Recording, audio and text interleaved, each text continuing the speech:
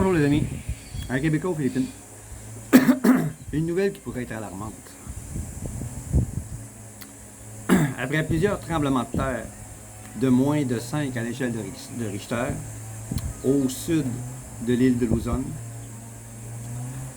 tout près de l'océan, les autorités craignent que le volcan Taal entre en éruption. L'éruption du volcan Pinatubo en 1991 était l'un des plus dévastateurs du 20e siècle. Des milliers de gens déplacés, 847 morts. Cela a affecté 2,1 millions de personnes économiquement. La température a été perturbée durant plusieurs mois à cause des cendres volcaniques lancées dans l'atmosphère.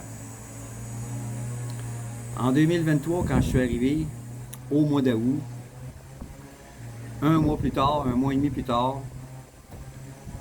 le volcan Taal a craché des cendres dans l'atmosphère durant environ un mois. Le ciel est devenu gris, il pleuvait souvent, parfois le sol était jonché de cendres noires, ainsi que les voitures stationnées pour la nuit. L'air était vicié et nous portions des masques, comme durant le COVID. Les autorités voyaient déjà il y a 11 jours des signes d'énergie sismique du volcan. Ça arrive souvent. Il y en a presque toutes les années. Mais là, avec les tremblements de terre des derniers jours, puis la profondeur de ceux-ci, tous les signes d'une imminente éruption volcanique sont présents. Ce qui les effraie encore plus, c'est que ces signes sont plus importants, plus rapprochés qu'en 91, que ceux du volcan Pinatubo en 1991. Ce qui laisse croire que si Taal entre en éruption, ce sera encore plus dévastateur que Pinatubo. Nous sommes au même temps de l'année, à août, septembre, octobre. Les vents sont dans la même direction qu'en 2023, quand je suis arrivé. Donc, le centre de Luzon sera touché par les cendres. L'air est respirable, et bien même les vols d'avion vont être perturbés ou tout simplement annulés durant un certain temps parce que les cendres volcaniques, c'est très dangereux pour les turbines, pour les réacteurs des avions. Métro Manila y goûterait solidement. Où je vis, je ne crois pas être touché. Je suis plus au sud, avec des vents contraires. Mais si le vent tournait,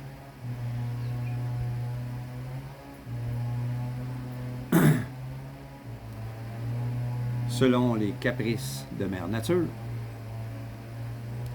je devrais être préparé. Donc, j'ai déjà des masques en réserve.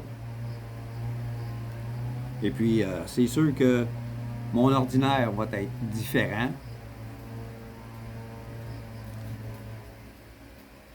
Vivant en partie de ce que je produis, je devrais laver mieux mes fruits et légumes que je vais consommer. Les gens où je vis sont pas inquiets. C'est sûr, ces gens-là vivent au jour le jour. Ils ne prévoient jamais pour l'avenir. Ils ne regardent pas vers l'avenir parce que pour eux, ça n'existe pas. Hier, trop tard, ils ne peuvent plus rien faire. Donc, ils vivent au présent tout le temps. Ce qui pourrait causer beaucoup de problèmes si jamais les vents tournaient à cause d'une tempête tropicale, parce qu'à ce moment-là de l'année, il y en a encore, en août, septembre, il y en a encore. Si le volcan entre en éruption bientôt, il pourrait avoir des surprises. Moi, j'aime mieux prévenir que guérir. Et je voulais vous en avertir, de vous mettre au courant si certains d'entre vous ont l'intention de venir dans les prochains mois, septembre, octobre, novembre, peut-être même décembre, de prévoir le coup.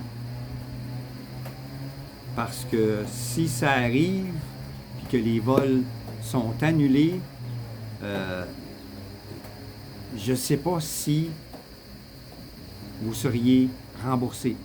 Certaines compagnies d'avions peuvent aller chercher dans un règlement quelconque à propos des catastrophes naturelles qu'ils ne peuvent pas vous rembourser. C'était pas prévu pour eux autres, puis c'est quelque chose d'imprévu. Hein? Donc, on ne peut pas rembourser. Prévoyez. Assurez-vous que lorsque vous achetez vos billets d'avion, si vous avez l'intention de venir à ce moment-là, assurez-vous qu'en achetant vos billets d'avion, ils soient garantis, remboursables au cas où. Puis si la compagnie décide de rediriger l'avion vers un autre aéroport, arrangez-vous pour que la compagnie aérienne paye vos transports. Parce que si vous vouliez venir à Manila et vivre dans ce secteur-là, ou ensuite venir ici ou à un autre endroit,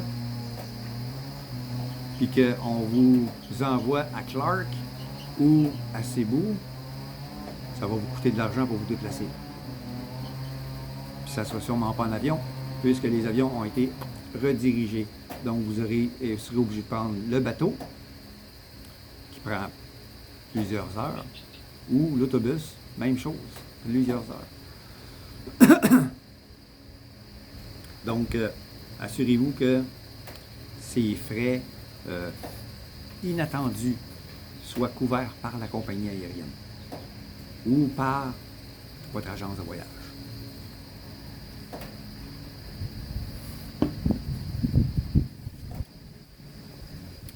Ceci va mettre fin à ce court vidéo. C'était tout simplement pour vous informer de la situation, si jamais vous ne l'avez pas vu. Moi, ça vient à peine, il y a une demi-heure, de me passer sous le nez. J'ai écrit mon scénario vite fait, puis je fais une vidéo, je la mets en ligne tout de suite après ça. Je vous remercie de me suivre. Si ça vous intéresse, un Québécois aux Philippines, à la retraite, mon intention, c'est de vivre de ma terre, d'être quasi autosuffisant. Je vous remercie. Prenez soin de vous. À la prochaine.